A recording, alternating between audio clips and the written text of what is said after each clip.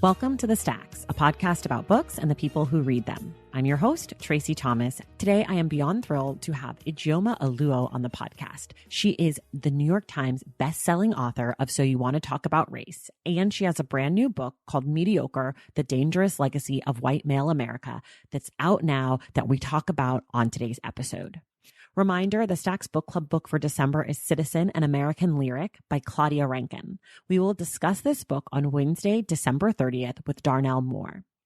Before we jump into the episode, I just want to say thank you so much to the Stacks Pack. Those are the folks who show this podcast love over on Patreon. They contribute monthly and earn perks like discounts on merch, access to our virtual book club, and a lot more.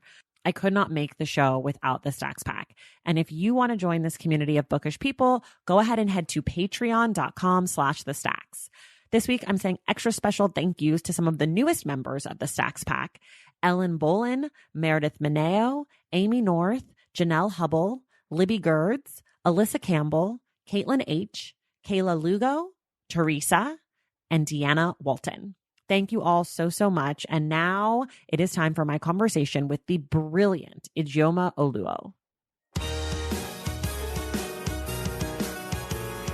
All right, everyone, I'm so excited. Today I have Ijeoma Oluo on the podcast. Ijeoma, welcome to the Stacks. Thanks for having me. We're going to talk about your brand new book, which is Mediocre. We always sort of start in the same spot, which is in about 30 seconds or so. Can you just tell us about the book? Sure. The book is a look at about 150, 200 years of American history and the formation of white male identity and what this particular identity has cost people of all races, ethnicities, and genders. You're so good at that. It's like you wrote the book on it. I loved the book because one of the things that I was so impressed by is how you're able to put so much history and so much both modern and past into this book, you know, in a country that's founded on so much oppression and male white dominance. And you're able to make it both approachable, but also comprehensive. So I'm curious kind of how you approached keeping the book short, but also it's dense, but it's super readable. So like, how did you balance all of that? Because it's hard to do. You know, I think a lot of it, one was I really did have to do kind of an overabundance of research. I think setting out and being like, I'm going to write about this and this and this, I think would have left me in trouble. So instead, I kind of had questions about white male identity in America and the history of it that I wanted to find answers to. And so that's kind of what I and my research assistants first set out with, was answering these kind of broad questions of like, what did white male identity look like in World War II? Like, what did it look like in these spaces? Asking questions around different industries, and pulled together, you know, many hundreds of, you know, book excerpts and articles, and we separated them out into topics. And then as I started reading through it all, I started finding threads. And for me, what the guiding principle for the book ended up being that organized it was that I wanted it to be a story that went through the ages. So I wanted each topic to look at a story that was beyond one particular person, you know, and so that you could look forward and back and see the pattern. And so as I was going through all of this information, I would start to notice how different pieces and questions I had in articles that would pop up were connected to other ones. And that really kind of brought it together. And so where I would say, you know what, this story here in education, you know, is really being told in this particular time by this one section. I have to find more and kind of going through and looking and finding those connections. So it really started, you know, with this huge abundance of information that actually made it easier, because then I could go through and kind of toss things out than instead having this preconceived notion and saying, I have to pigeonhole it. I needed the story to come to find me out of all of the information. Right. Are there things, given that you had so much research and that you went so wide, that you wish could have been in the book that you had to kind of cut out this time, and maybe like a future book might have this crazy story or something? Absolutely. You know, one thing that I wish, you know, that I thought for sure I was going to have in this book and I didn't, was the auto industry. I've Mm, always been fascinated in, the auto industry is such a huge part of white male identity in America, right? right. And the quote unquote lions of history of, Henry Ford and, things like that. And so looking at the history of that and what that has meant for race and gender throughout time, and I worked in the auto industry for years before I was a writer, I could have easily put in, but it didn't fit the stories I was telling at the time. And then it could be its own book easily. Right. And I would love the chance to delve into that one day. But that's definitely one where I think of like, oh yeah, I could have really dove into that, and I would have loved the process. Yeah, that's super interesting. I don't know very much at all about the auto industry. So when you write that book, I'll be sure to get it. Be sure to pick it up. The other thing that I picked up on in the book that both in this book and in your previous book, so you want to talk about race, is you have a really great sense of humor, and you're very funny and sort of, you're obviously so freaking smart. Like you couldn't write these books if you weren't, but the way that you weave humor into your writing, I'm curious if that's something that you cultivated and you thought I should have this in here because it might make, mixing a little sweet with some of the bitter medicine, or is that just like kind of who you are, or kind of how does that come to your writing? I think I really think it's part of just who I am. I rarely recognize I'm being funny.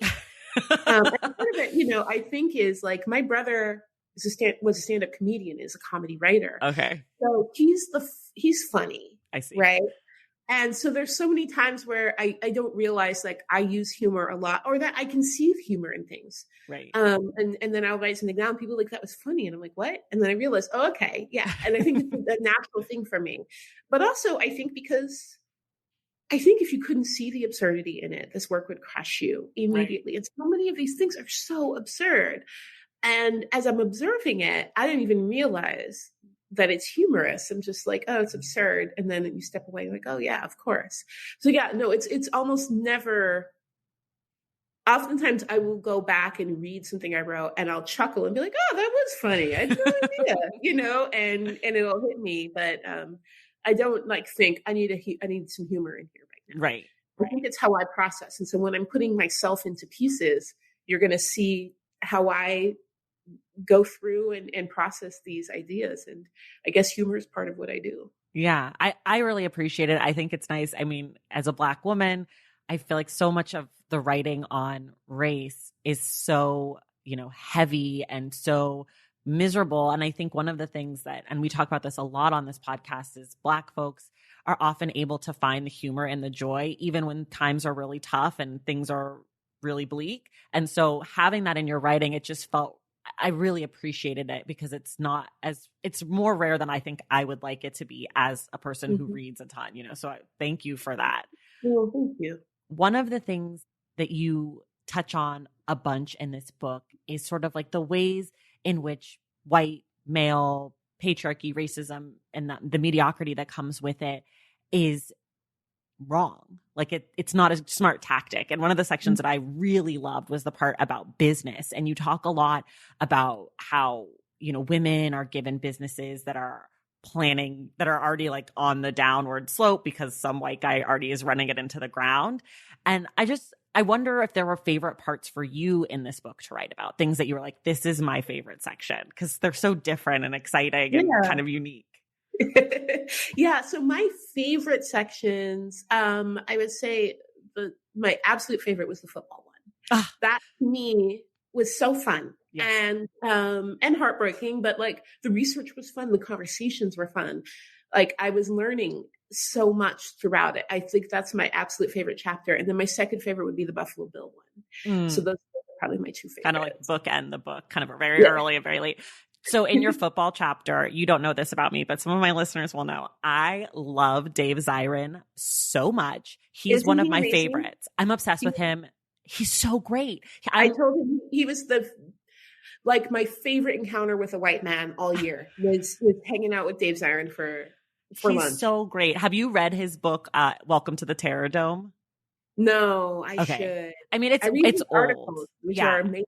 His articles are great. That book is super old, but it's how I discovered him in college. I was doing a hip hop class or something. I don't even remember, but we had to write a paper on anything that had anything to do with hip hop. And I had been reading the book. And so I wrote about Allen Iverson and David Stern and the racism and the dress code in the NBA, but that's my intro to him. And so I'm like a super, super fan. And he has a new book coming out. So I'm going to try to get him on this podcast.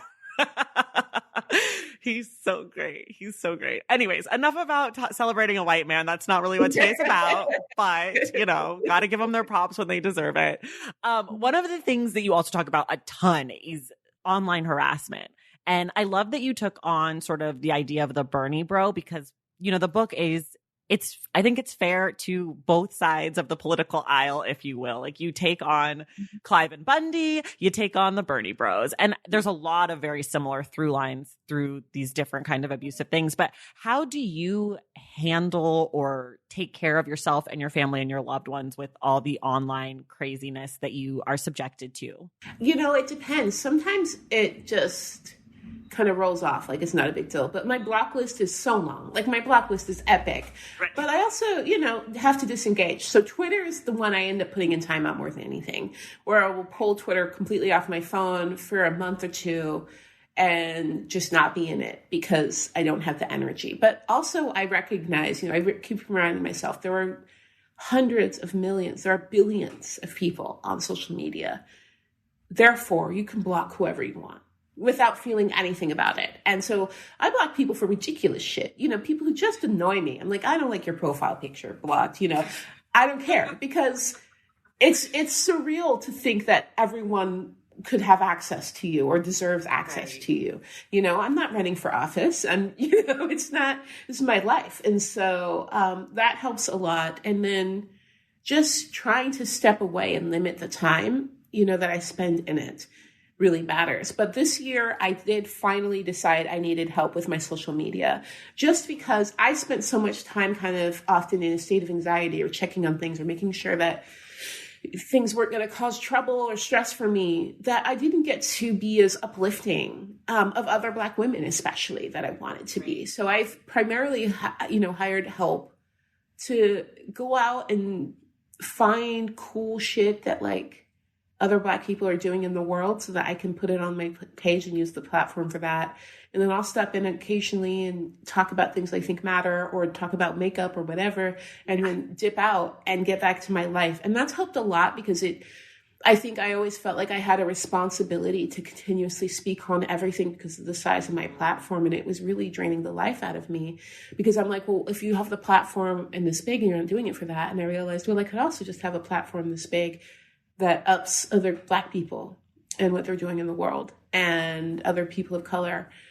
And so that getting help to kind of keep that running while I do the icky work of blocking trolls and, stuff like that, has made it, has extended my life in that space. Yeah. Yeah. Good for you. That sounds incredible. I feel joy for you in my heart just hearing that you created space for yourself and for uplifting other Black folks. That's incredible.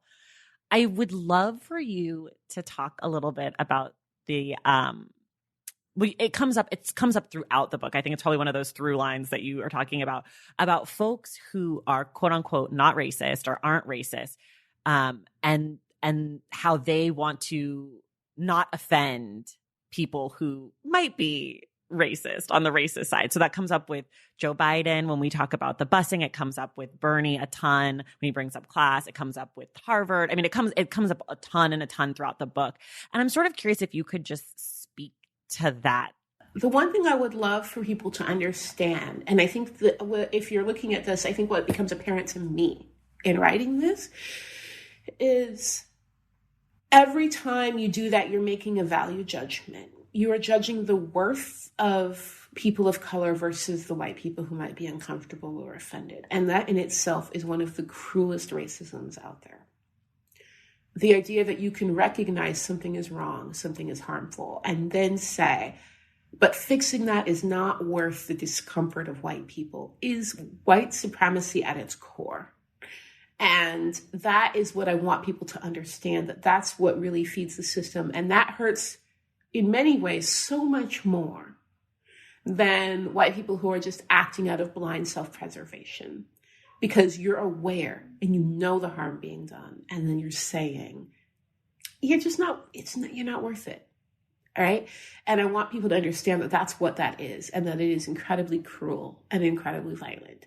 And that is what upholds our system far more, honestly, than, the white men out joining white supremacist groups right now. And I want people to understand that part of that is that what they're fighting for, what they're deciding is worth more than us, is bullshit. Like, it's the most mediocre of mediocre white men being like, oh, this guy who fails at so much, worth more than the potential of this entire population. It's so shitty, and I hope that people recognize that. And people do this for gender and for race, right? And we look at even like Me Too, the idea that firing an old white dude who's had decades to abuse women is more important than the potential of every woman that he's harassed out of the workspace.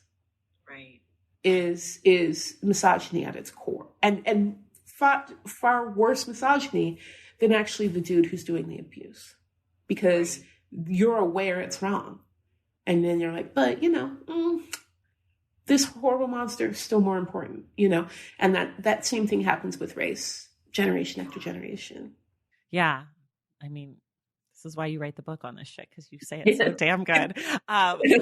Speaking of white men who fail at everything, I'm curious, there's not too much of the Trumps in this book. Was that a conscious choice by you that you didn't want to include them? And if so, why?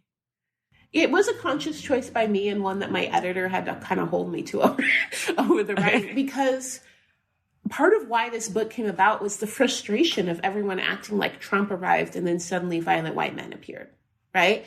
And so I knew that, if this was about Trump, I mean, Trump is one of the final forms of what we think of when we think of white male mediocrity. He's not the creator of it. And I knew that if it became about Trump, this would live and die with Trump. And I know that white America is begging, just eager for an excuse to set all this wokeness aside the moment Trump is out of office. And I didn't want my book to be a part of that. I didn't want people to be like, oh, phew, thank God that's over, because it's not. Right. Yeah. And he didn't invent it, and it lives on past him. He's just sort of like the mascot of it right now. Yeah. He's like their favorite child. Yeah. Okay, great. I'm glad I asked that, because I was very curious. He comes up throughout the book for sure, but yeah. Okay, wonderful. He's not like Voldemort. It's just, and he doesn't have that level of importance, but it's, I want 10 years from now, we're going to be answering these same questions. Same questions. Totally. So speaking of that, how did your book change, if at all, from kind of when you set out to write it into what it is now? It changed, in a couple of different ways. One, I think this was, stylistically a huge departure for me, writing wise, right? So I had a vision for the book and then set out, and then it was kind of like, I don't know how to do this. And I got really lost for a while and started overthinking it, and started kind of listening to advice that was telling me to kind of not listen to my instincts. And so for a while, the book was really lost, and then it came back to itself. And so I would say the book started and ended the same way, but I kind of ended up about halfway through having to rewrite most of it to get it back to where I had to, envisioned it. And it took a couple of people reading segments and being like, this is weird, but I really love these pieces. And those were the pieces that I had fought for, that I knew I was confident in. And so then as I started to rewrite and rework, I had a blueprint, that said, okay, maybe I haven't done this before, but the vision is strong and you can do this. And so, for a while, I think there was a lot of pressure on me to make the book like So You Want to Talk About Race in a lot of ways, stylistically, especially because it just was such a successful book. So that's not the book I wanted. Right. That's not what I had envisioned. And so getting back to that space and saying, okay, yeah, you've never done this before, but you're actually a good writer and you know what you're talking about and you can do this, was tough, but I did it. Yeah. I'm glad they're super different because the subjects are very different. Like it would have been weird, I think, to have a book in that same tone. Anyway, Right? it would have been like, what's she doing? Like, Yeah. is she a white man right now? Like, what happened? Yeah. That's so funny. Okay, I do want to know how the title came to be. Oh, that was easy. Like that Easy. was, it was so funny because I feel like, I had the idea and I wrote the title. That phrase by Sarah Hagi is such in our lexicon that I just was like, oh, yeah, of course, this is what we call it, right? This is the mediocrity. The last tweak, my partner helped me with the subtitle because but it was really close. So yeah, I just wrote it. I didn't think it was a big deal. I wrote it down, emailed my agent along with that's literally what I wrote her in my pitch initially. And she was like, okay, cool. I'm going to need more than this sentence. If you want me to pitch this to your publisher. The sentence was the subtitle? Yeah. Oh, okay. Yeah, literally. And then, cause that's what I wrote on a piece of paper, stuck it in my bra, fell asleep, woke up, was like, what's poking me in the boob? And like, oh, this book idea I had last night after like a bunch of wine. And I emailed it to my agent. And it was funny because then once it came out as the title, people were like, oh, what? And I was like, what? Were we not calling it this? Like, I don't understand. What's the controversy here? This is what it's called. Right. So yeah, it was really, really simple for me. Yeah, that was probably the first thing I thought of. Yeah. I love that. I mean, it definitely does also have that like, dang, like, because it does feel like you're going in, but like you are going in. We all should be going in. Like, right, so it has.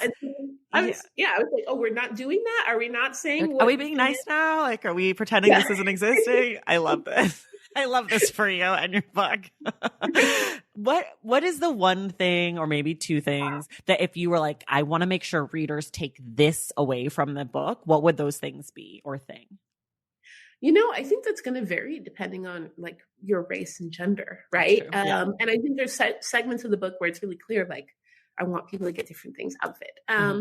I would say, for Black women, first and foremost, because that's who I write to above all else. And for other people of color, I want us to read this and recognize that we're not crazy. Like, that this is real, that this is actually a system. We're not broken. We're not crazy. This is really happening. Like that to me, I would love for us to get out of that and to recognize it, because I think it's so vital when something's happening to us to be able to see what it's part of, and to be able to speak to that. But also I want all of us, regardless of race or ethnicity, to see how we play into and uphold this system. Right. And I would say, especially for white people, that's where the responsibility lies, to look at this and say, where are my values tied to this violence? And where can I break free? And I want people to recognize that. And I want people to stop acting like angry white men fell out of the sky, and that's what I hope will come out of it. Speaking of audience, you're writing for Black women always. How do you navigate other readers? Do you think, though your intended audience is Black women or you're the people first and foremost in your mind, how do you think about other people who are picking up the book, if you do at all? So there's a couple things I think of. One, I think of who I'm writing to, right? So I always have the person I'm imagining reading. And of course, you write to many people, but you have your imagined reader that I think any writer should have, because otherwise we can really get lost in the woods, right? And then I have who I'm responsible to. And that's the other part. And so for me, it's making sure that the people I've deemed myself responsible to are not harmed by the work. And those are really the two guiding factors. So where I think about white people, it's often how I'm responsible to populations of color. So knowing like white women are going to pick up this book, how am I going to be responsible in how I write this to people of color for what white women get out of this book, right? But I don't stop and think, how are white dudes going to feel about this book? Or even, are white women going to get a lot of value out of this book? That's because that's not my intended. I want them to read it. I think white women can get a lot out of this, but where my goals are set is what will serve populations of color and especially women of color. Can I ask you sort of a personal question, but it's from me as someone who creates a podcast, and I know that my audience includes a lot of different kinds of people. How do you check yourself in that process of making sure that you're being responsible? Because I feel similarly that my audience that I think of is someone who's similar to me. You know, like I'm making a show that I wanted to exist in the world, right? That I would have wanted to listen to. And with knowing that my audience is broad, sometimes I think I get lost. Sometimes I get confused. And so I'm curious how you check yourself and check in with that responsibility.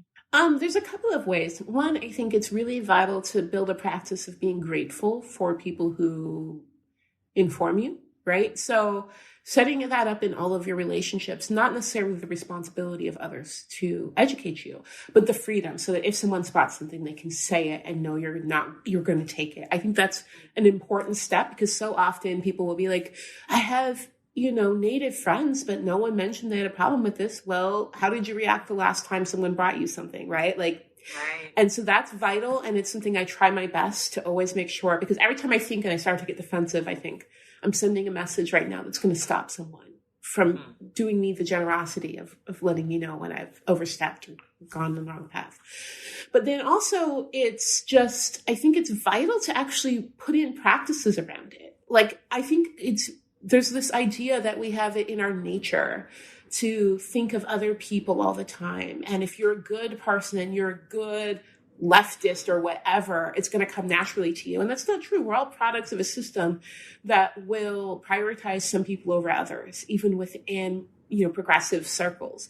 So I've had to, learn from doing it wrong, like the steps where I trip up and kind of write it out. So when it comes to writing, for the book, there were things I had learned from So You Want to Talk About Race, where I did it, really well. Like my chapter on the model minority myth, I felt like for me was some of the better work I had done in writing from a perspective that didn't overreach, and also being really responsible to community and getting follow-up and paid paid input, and stuff like that. And then I didn't do that as well for the Native community in my book, right? And for mentions of Native communities. And so like, okay, well then that means I have to write a process out. Like I have to double check these things and check with people. And so that's kind of, for me, it's being willing to go back and learn and say, where did I do good that I want to emulate? What parts do I want to take forward? Where am I tripping up? And then what would I need to do to prepare to not trip up in that way again? But that also means that you have to be really clear of who you're responsible to, because you could do that forever and not do anything, because you could be thinking about everyone in the world, right? It's so I think it's also clear to be open and say, like, I'm not responsible to white women. I'm not, and a lot of people expect me to be, as a feminist, and I'm not. And, fine. I'm not responsible to like cis-abled white women at all.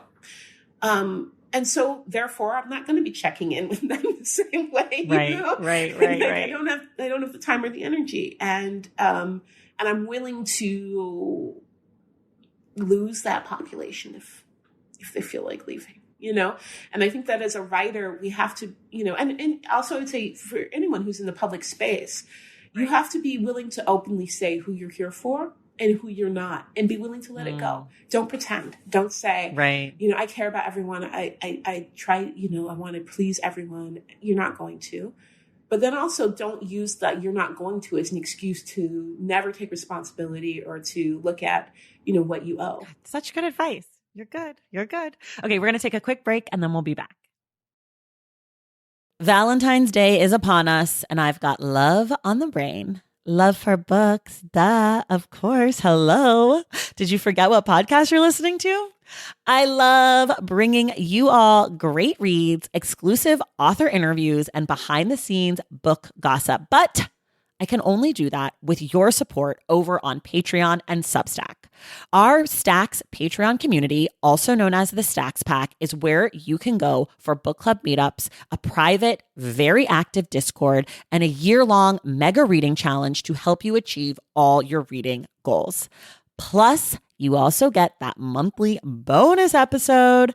Now, over on the Substack, you can subscribe to my newsletter, Unstacked, where I keep the book conversations going. I also give you a healthy dose of sports and pop culture, definitely some hot takes happening over there. And again, that bonus episode. If you don't have a few dollars to spare, don't worry. There are free options on the Substack and the Patreon to get you a little extra Stacks magic.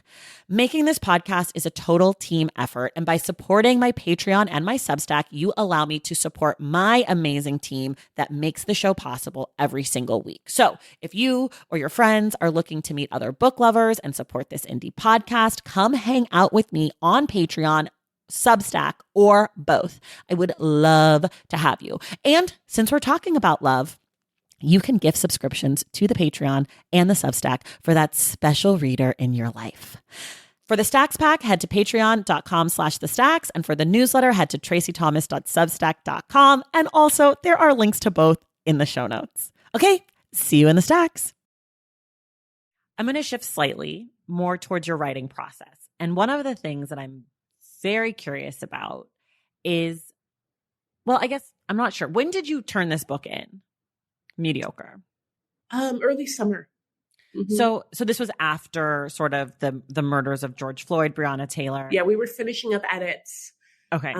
During that. Yeah. Okay, so then this question does still pertain. I'm curious how this book maybe changed or didn't change in the wake of the sudden interest by many white people to talk about, understand, read your first book, all of that. I'm curious if that had any bearing on the outcome of this book. No, it really didn't. And I had to fight really hard for it not to, in all honesty. There were, and it wasn't necessarily like, oh, the industry wanted me to change it, because I don't think that was the case. There were questions like, do you want to add the pandemic in here? Now we have these protests. Do you want to add it to the foreword?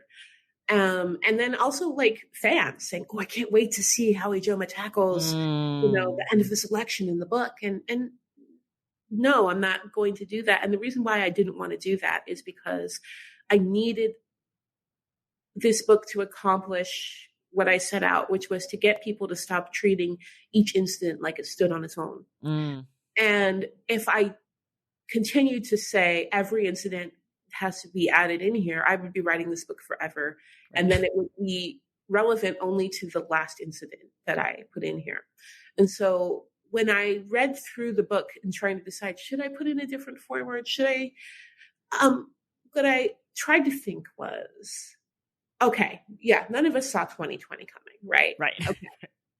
But if you were to read this book and then say, and then there was massive incompetence to a pandemic, the election was a shit show, and this white man threw a big baby fit and refused to leave, would you be surprised? No. And I read it, no, I wouldn't. So therefore, I didn't feel like I needed to go back and add it. And I thought that it was actually better served not to. Okay. I think it underscored, the path that we're on. Yeah, that makes total sense. Sort of in a similar vein. So we talked a lot about the book. I want to talk about your process as a writer and kind of how you work, how you create things. And I'm curious sort of where were you when you were writing this book? What were you reading and watching or listening to? What sort of stuff was kind of filling your world as you're creating this work?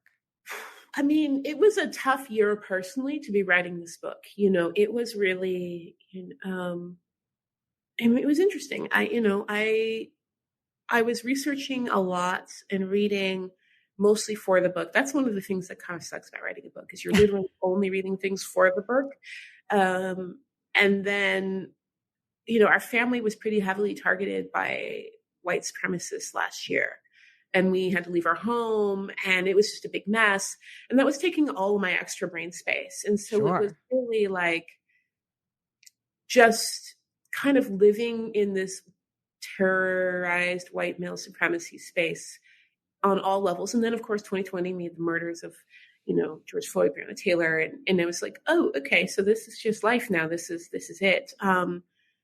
And part of what honestly, was helping me was to be able to see the patterns and see the resilience, to see the love that we had for each other, even in documenting these horrible things, and the love that went into it. And knowing that there was, there's a sadness and a sweetness in knowing that there was, that there were writers like W.E.B. Du Bois walking through the aftermath of Red Summer and documenting with all the love in his heart the horror that he saw, right? And knowing that that's part of what we do out of love, right? And so those were the sorts of things that kept me going. And then, I would try to find things where I could try to relax that were completely separate.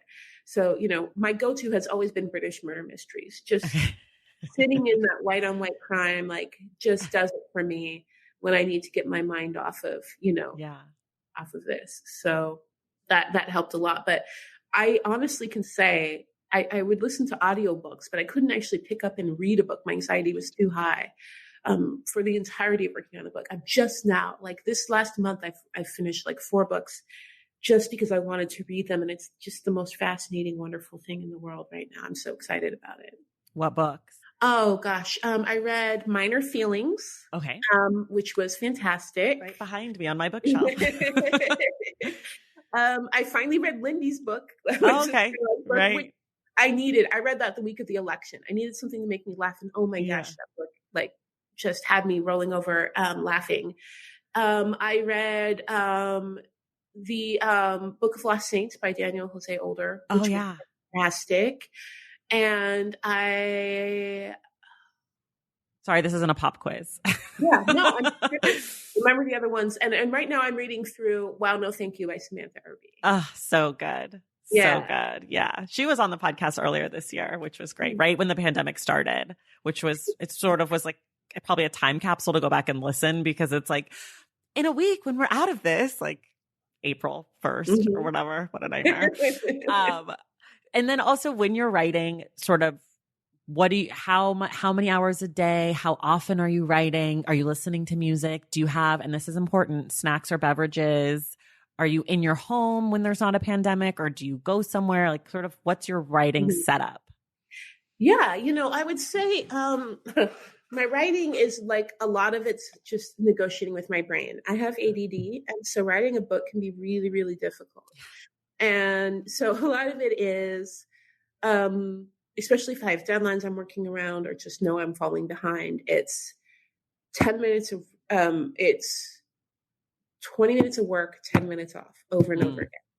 And I would do that for a whole day, and just kind of going in and out of it for probably about 6 to 7 hours a day.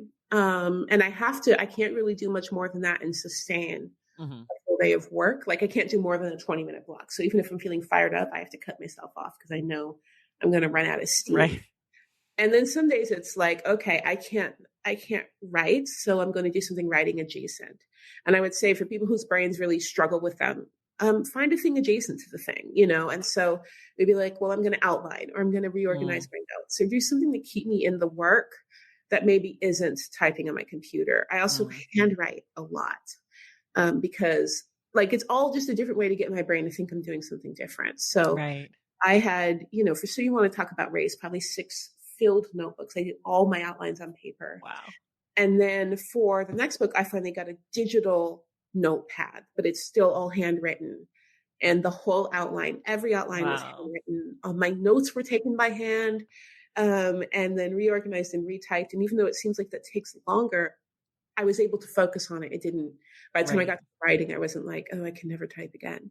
I work from home, I have 2 kids, so a lot of it was done at night when they're asleep. Being a writer has completely changed my sleep schedule. I used to be in bed by 10, and now it's oh, the kids are asleep at 9:30. Now I'm going to start really diving into the things I need quiet for. But yeah, it's just, I think that I hear about these writers who are oh, I get up and I have a coffee, and at 5 a.m. I sit and I write for 6 hours. I'm oh, fuck you. Man, oh, you suck so hard. Don't do this to me. And me, it's oh, I feed the kids. I'm late for this. I go to a meeting. I write for 15 minutes. Something happens. I run off. And then I find the time, and then I found a 2-hour block, and I worked, my 20 minutes on, 10 minutes off. And then I made dinner, they went to bed. And then for another 6 hours, I tried to cram in, more work. And that's kind of how that goes. So yeah, I hope people recognize, like, there's this mythology around writing that if you are a good writer and you're an inspired writer, that you're going to catch this like fever and you'll stay up all night and you'll finish a book, or you'll write it in 3 weeks in a cabin somewhere. And I don't know who those people are, but I can't stand them. And I think that it's really easy when you're struggling at writing to think that it's because you're a bad writer or because your writing is bad. And it's a job like anything else. And it probably takes so much out of us. And some days you just hate it, and that's fine. And I've learned to kind of just negotiate with myself like I'm one of my kids. Be like, okay, we know we don't want to do this, but what if? Okay, what you unplugged your computer and worked until your battery died? What if you just did that? And like try to find all these different ways to keep going. Well, as someone who asks this question to pretty much everyone who comes on the show, I have learned that most people are not people who are in a cabin. And I mean, a lot of writers though have had the luxury of doing a retreat or something where they have had the cabin time, and they're like, it's so amazing. But their normal routine is like, I write on Post-it notes. I write a whole book on Post-it notes. And I'm like, that's incredible. But you did skip the most important question to me, which is snacks or beverages. Writing snacks or beverages. So candy, I do subsist on candy. Yes. Like my partner was amazing at going to the store at any point in time of the day where I would mutter, oh, I'm out of candy. And he'd be like, go on, candy, come back with every type of candy I want. But I don't normally eat a lot when I'm really writing. Because when I'm focused, I'm not hungry. Right. But the sugar kind of, I'm very disconnected with my sense of hunger in like one of those unhealthy ways of like, where I'm like, oh, I don't think I'm hungry. And then I'm suddenly like, oh, I'm going to pass out, Right. And yes, I totally. Yes. And so, it's slightly, I don't know if it's more or less healthy to be like, well, if I ate a handful of gummy worms every 20, 30 minutes, I'd be okay. And then never have to ask if I'm hungry until the kids say they're hungry. Right. So that's kind of, So for me, gummy candy, tons of sparkling water. Like when I'm writing, I just go through, I had to get I had one of those machines where I would make my own eventually because the cans I recycle was ridiculous. Right. Oh my gosh. I feel like I don't write, but if I did, we could write together because I have a family size bag of Swedish fish. Nice. My fave. And then I have a soda stream as well. And I drink my soda water all day, every day. But okay. This is trying to decide if I want to, I do want to ask you this. I have a whole list of questions and I sometimes I'm like, oh, do I want to do this? But I do want to know. I want to know because your book, so you want to talk about race, what ended up being on every single anti-racist reading list, including the one that I put out before everyone else was putting out anti-racist reading lists. I'm going to say that I was early. I'm curious what that felt like for you to all of a sudden have your book have this resurgence on the backs of some really terrible, terrible things, and how, if at all, were you able to kind of reckon with that? Yeah, that's a good question. I mean, it was so traumatic at first. That was so traumatic. I don't think any Black writer wants their book to be sold out because Black people were being murdered in the street, right? And so that was a real, like, I was angry. And I was angry on multiple levels. One, like, why this? Like, I am a good writer. Why is this the thing? Mm-hmm. But also like, oh, so you could have been talking about race this whole time and this is what it takes. Like, that made me so mad. Yeah. And it made me mad too because I love my book. I think it's a great book. It is. Is this the book I think I'm going to turn to when trying to address a murder of Black people? No. Right? Like, I would hope we would have been having the conversation to be at the point where it's like, cool, how do we dismantle police? Right. Like, that's, you know what I mean? And those were the books on the list, and it made me so angry because it felt like a misuse of my work. It felt like a disrespect to the work of people like Audre Lorde and Angela Davis. Like, it really did. Really, really angry at first. And then I had to realize like, oh, okay, well, this sad place is where people are, and I don't know why you're shocked. Like I had to be like, why are you shocked? And then I started hearing what helped pull me kind of somewhat out of that space, where I still live in that space a lot of the time. But what helped was, a office would pick up my book and start to work through it. And then I would hear from a Black woman in that office saying, I feel safer now than I've ever felt with this company, right? Like that matters, and it sucks for them that this is what it takes, right? Right. But that matters. And I'm not going to toss aside a Black woman being able to get through her day better.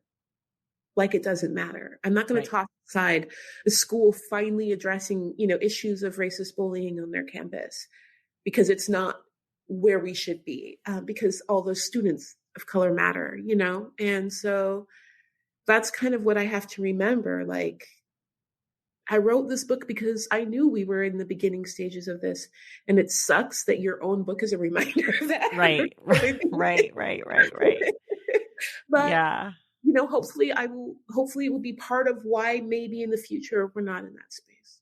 Right. Yeah. I had a similar experience, because this podcast that I'd been doing for 2 years at the time, and, I feature almost exclusively, but not exclusively, authors of color.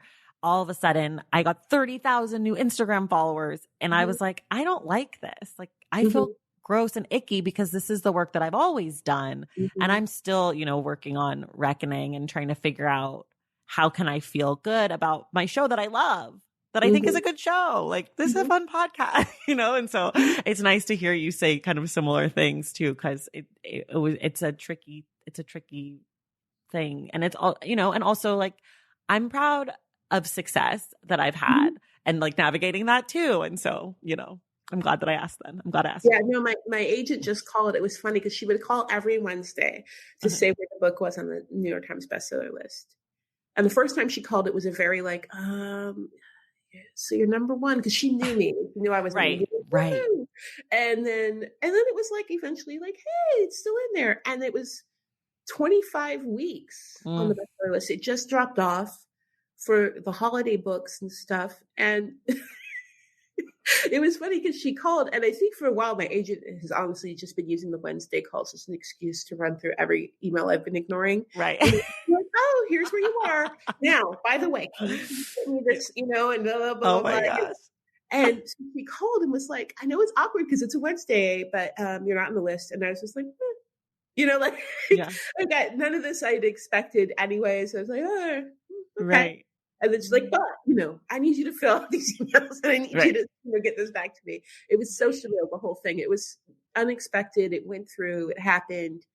And I hope people got something out of it, but it's a weird feeling to be like, oh, I think writers dream of those sorts of weird things, of being on the top of bestseller list. Right. And you're, well, that happened. Right. And the circumstances. Yeah. Well, I hope that it makes that makes space for this new book, Mediocre, because I do think that this book is a continuation in a way, because if you've had the conversations about race and you're starting to understand how to talk about race, you'll be able to receive a lot of the history and the stuff that you say, is by design in Mediocre. So I do think like they pair really well together for folks who are like, I'm just learning about systemic racism. And then it's like, here's actual history to back it up. Like, boom. This is an important question that we must discuss, which is, what is a word you can never spell correctly on the first try? Oh my gosh. So what I'm going to do is look at my phone, right, and mimic, because it's the IEs that get me every time. Let's see. Oh, I can never spell nephew right. Oh. Ever, which is weird. Okay. And I always have to go back and be like, why did I do that? And redo it. And then, I don't know, usually I will just say anything with an IE. Okay. Every time. And to the point now that unfortunately my phone doesn't know which way to spell it. Which is, the worst. Yeah. Oh my, look, I'm a terrible speller, which is how this question came to be. Because I was like, I bet authors also can't, some of them can't spell too. And turns out none of you guys can spell. Oh, not at all. And I think if anything, knowing that we have editors, Yeah. it's like, why even try to spell anything right ever again? Yeah. I get offended when people are like, you know, like, you can tell me that I am being transphobic or ableist. And I'm like, thank you so much. But I swear to God, if you email me to tell me I spelled something wrong, I will go livid because I'm like, I am not an editor. Yeah. I don't care. You know what the word is because you knew and you wrote me. Yeah. You knew it was spelled wrong. You like, leave me alone. Truly, yeah. I can relate to this. So I just have, I guess, one-ish more question, which is for people who love mediocre, what would you recommend them to read? What else is sort of in conversation or in a similar vein, not necessarily the same exact topic, but sort of like works with it? Oh man, so many things do. Yes. Let's see. A couple of things. One, I would say Women, Race, and Class is a must read.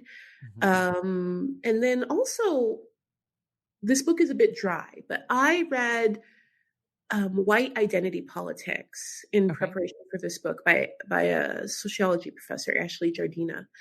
And it is so, like, if you were ever like, I wonder what white identity and white male identity looks like statistically, that's a book that shows like, oh, what does it look like if you were to actually do the work of making studies and interviews around white male identity over the years. And it was really fascinating. And for me, like, helped my work a lot, but also like crystallized it into like a numbers for that part of the brain. You know, I think a lot of times we think we can't quantify something like that. And that book does, and it's really good.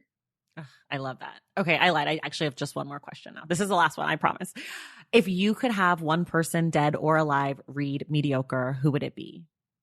You know, Eartha Kitt. I think she would decline because she would be like, look, I'm far beyond white men. But I would love to like commiserate with her because I feel like the understanding of white male mediocrity was in her bones. You know? And was constantly, she always had this look of disdain. It's like, I still have to deal with this. Yeah. And, you know, I think I would have loved to talk with her about it, to like have her look through it and be like, darling, of course, you know, I know that, you know. Right. Oh my God. I love that answer. So good. Well, thank you so much, Ijeoma. And thank you for writing and for your work and your words. The book is now, as of the release of this episode, out in the world. Mediocre. You can get it wherever you get your books. Please do gift it. I know a lot of you asked me, what books should I get for my family members who are interested in talking about anti-racism? This might be a good book for your brother-in-law or your uncle or your aunt. So I highly recommend. You guys know I love nonfiction, and this one is totally it's readable, it's approachable, and it's full of information and tools to talk to other folks about all the shit that they are standing beside and behind and not even knowing, or knowing and, you know, being toxic. So Mediocre, check it out. Ijeoma, thank you so much for being here. Thank you. It was a real pleasure. And everyone else, we will see you in the stacks. Thank you all so much for listening, and thank you to Ijeoma for being my guest. Remember, the Stacks Book Club pick for December is Citizen, an American Lyric by Claudia Rankine. We will be discussing the book on December 30th with Darnell Moore. Make sure you're subscribed to the Stacks wherever you get your podcasts. And if you're listening through Apple Podcasts, please take a moment to rate and review the show. For more from the Stacks, follow us on social media at the Stacks Pod on Instagram and at the Stacks Pod _ on Twitter. And check out the website, thestackspodcast.com. Today's episode was edited and produced by Sebastian Alcala. Our graphic designer is Robin McCrite, and the theme music is from Tagiragis. The Stacks was created and produced by me, Tracy Thomas.